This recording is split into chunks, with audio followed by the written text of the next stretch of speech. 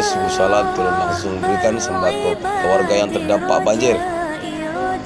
Banjir yang dialami pada beberapa lokasi di wilayah Kecamatan Runding, Kapolres bersama Ketua Bayangkari, Nyonya Nopi Kori dan Ramil 02 Runding, Letda Infantri Astaria dan beserta personilnya melihat secara langsung proses perkembangan situasi bencana banjir sekaligus pemberian bantuan kepada warga yang terdampak banjir Selasa 9 November 2021. Meninjau lokasi serta pemberian bantuan oleh Ibu Bayangkari, Ketua Bayangkari, Nyonya Nopi Kori Wicaksono menyerahkan bantuan kepada warga terdampak luapan Sungai Lai Suraya di Desa Sibungke, Kecamatan Runding, Kota Subuh Salam.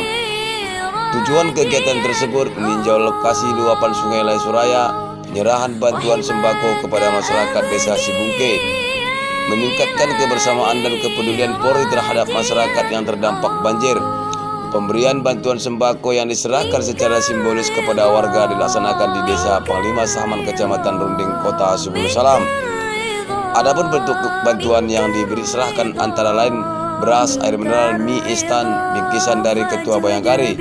Turut dalam rombongan tersebut Kapolres Subuh Salam AKBP Kori Wicaksono Sik, Kabak Op AKP Taman Manurung, Kasat Intel Ibtu Mulyadi SE, Kapolsek Runding Ibtu Abdul Malik SH, dan Ramil 02 Runding Letda Infantri Astaria Camat Runding Ihsan David SESOS, Ketua Bayangkari Nyonya Nopi Kori Wicaksono dan anggota Bayangkari Ranting Polsek Sultan Daulat, Kasih Propam Aibda Suhendra, personil Polres Subuh Salam.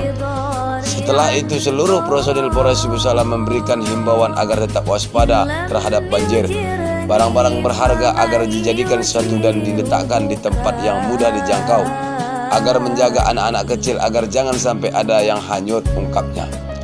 Kegiatan telah selesai. Kapolres Subuh Salam bersama Ibu Ketua Bayangkari dan seluruh rombongan meninggalkan lokasi dengan keadaan aman dan terkendali.